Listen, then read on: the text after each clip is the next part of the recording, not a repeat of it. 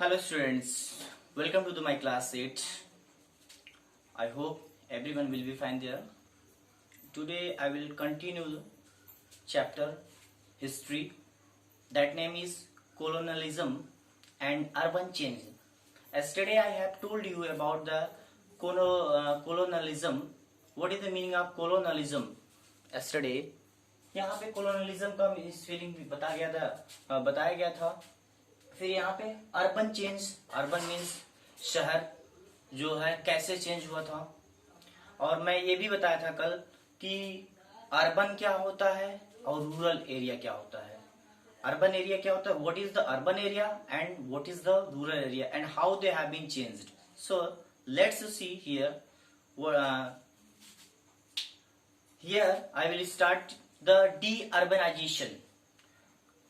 Urbanization and de-urbanization means urbanization का मतलब पता ही है कि शहरीकरण, किसी भी cities को formation करना, बनाना. But de-urbanization, let's we see how they have been changed. कैसे वे urbanization से de-urbanization में हुए, यहाँ पे चलिए देखते हैं कि de-urbanization is the physical decline of the and urban population resulting from economics और सोशल चेंज.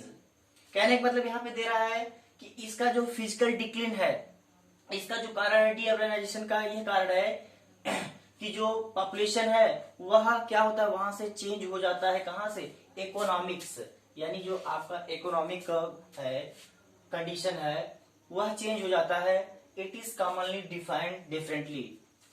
फिर से बता रहा हूं कि डीअर्बनाइजेशन ऐसे समय पे होता है कि जब किसी भी चीज का जो इकोनॉमिक्स होता है, कंडीशंस होता है, वह डिफरेंट रहता है, परिवर्तित रहता है. कि जिस शहर में अच्छी तरह से सबको पूरा जो व्यवस्था होती है नहीं मिल पाती है, और वे क्या करते हैं, that time they were migrate from that city to and settle to another cities. Such process is known as de-urbanization. Again I am telling you what is the meaning of de-urbanization. De-urbanization is the process that persons or peoples who migrate from one place to another place and settled. कहने का मतलब dear students, de-urbanization का मतलब होता है कि एक जगह से दूसरी जगह जाकर सेटल्ड हो जाना और वहां पे रहना, ये de-urbanization का मतलब होता है. कि एक उस शहर को छोड़कर फिर रूरल एरिया में आकर कहीं दूसरी जगह पे आकर रहना चालू कर दें, उसी को डीअर्बनाइजेशन कहते हैं. आपको पता है कि इसका कारण क्या है, मेन कारण है कि ब्रिटिश रूल्स. ब्रिटिशर्स जब थे तो वे अपने हिसाब से लोगों को रखते थे और इस तरह से हमारे इंडियन पीपल्स से काम करवाते थे, उनसे बहुत प्रॉफिट लेते थे. बट इन केस इस प्रॉफिट के अलावा उनको कुछ देते नहीं थे.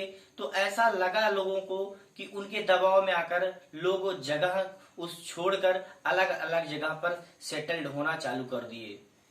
फिर से बता रहा हूं डियर स्टूडेंट्स कि जो लोग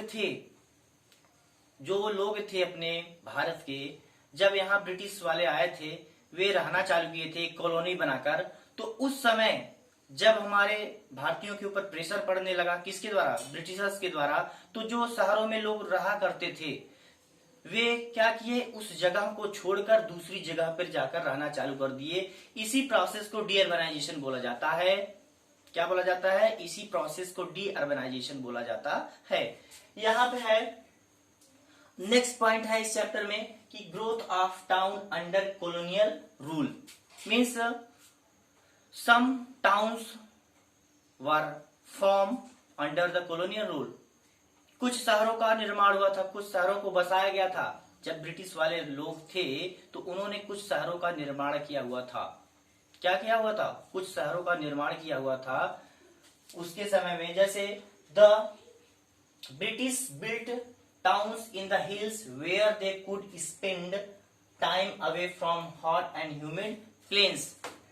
Means Britishers, you already know Britishers were lived in India country, and that time they had also settled some cities where they found the hot and humid climate. जहां पे वे हॉट और humid climate पाते थे। इससे बचने के लिए एक अच्छा जगह ढूंढते थे और वहां पे वे सेटल होते थे।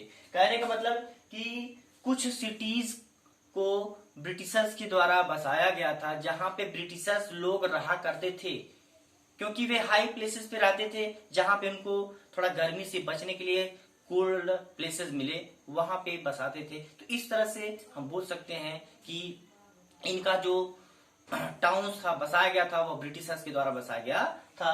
तो next point is that planning of colonial towns means Britishers also had planned to establish the towns. Britishers ने प्लान करके एक योजना बनाकर उन्होंने कुछ शहरों को बसाया था। क्या किया था? कुछ शहरों को बसाया था। कौन? ब्रिटिशर्स। ब्रिटिशर्स ने प्लान करके कुछ योजना करके कुछ शहरों को बसाया हुआ था। उसके बाद चलते हैं हाउ दिल्ली चेंज्ड। यहाँ पे दिल्ली जो था कुछ तरीके से चेंज हो गया था, क्योंकि पहले जो हमारे मुगल एम्परर रहा करते थे वे अपने तरीके से रहते थे, but when they Britishers entered in India and that places they also had captured that places and they had ruled their own self। कहने का मतलब कि जब मुगल के लोग रहते थे तो उसके बाद फिर हमारे जो ब्रिटिशर्स थे वे वहां पे एंट्री किए। क्या किए? वे वहां पे एंट्री किए। एंट्री करने के बाद फिर वहां का जो प्लेसेस था दे हैड कैप्चर्ड, उन्होंने उस प्लेसेस को अपने अधीन कर लिया and they had started to settle there and they had started to ruling there. और उन्होंने क्या किया? उस जगह पे रहना भी चालू कर दिया और उस अपने अधीन कर लिया। तो इस तरह से दिल्ली को हम बोल सकते हैं चेंज हो गए थे, क्योंकि कुछ some places were beside the Yamuna rivers, कुछ जो जगह था वह यमुना नदी के किनारे बसा हुआ था, जैसे रेड फोर्ट्स है, ये जैसे कुछ प्लेसेस हैं वहां पे बसे हुए थे। तो इस तरह से हम बोल सकते हैं कि कुछ बदलाव आया। Something that was changed when the Britishers were entered on that places means Delhi places, so we can say like this it has been changed। कहने का मतलब कि इस तरह से हम बता सकते हैं कि दिल्ली इस तरह से चेंज हुआ था। हमारा नेक्स्ट पॉइंट है हवेलीज। यहाँ पे एक मेन फैक्टर्स है havelis. What is the havelis? Havelis क्या है? लेट्स सी।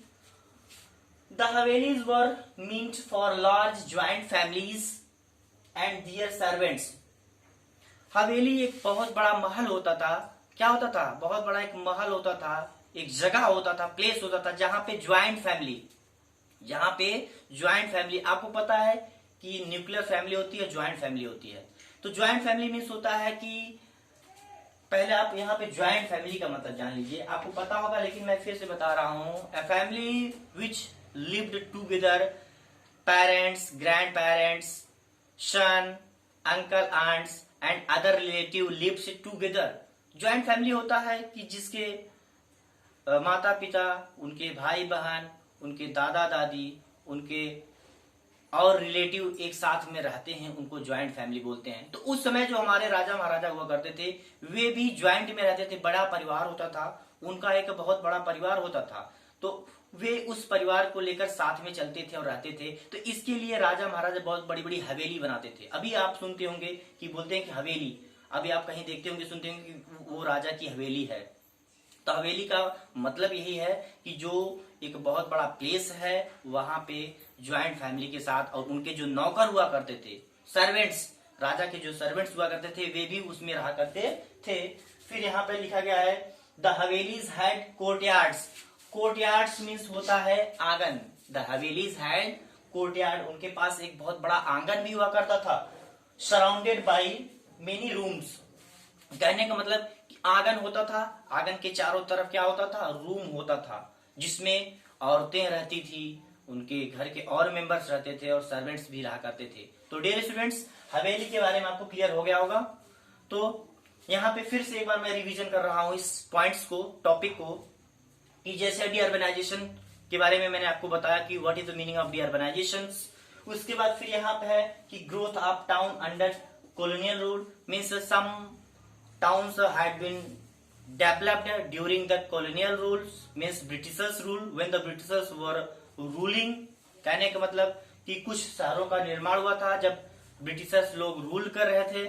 उसके बाद फिर और पॉइंट बताया था कि प्लानिंग ऑफ कॉलोनियल टाउन्स की कुछ प्लान करके जो ब्रिटिशर्स से अपना शहर बसाए हुए थे, शहरों का निर्माण भी किए हुए थे। उसके बाद फिर यहाँ पे बताया गया कि हाउ दिल्ली चेंज, क्या कारण था, कुछ कारण बस दिल्ली चेंज भी हुआ था, कुछ उसमें बदलाव भी आया हुआ था।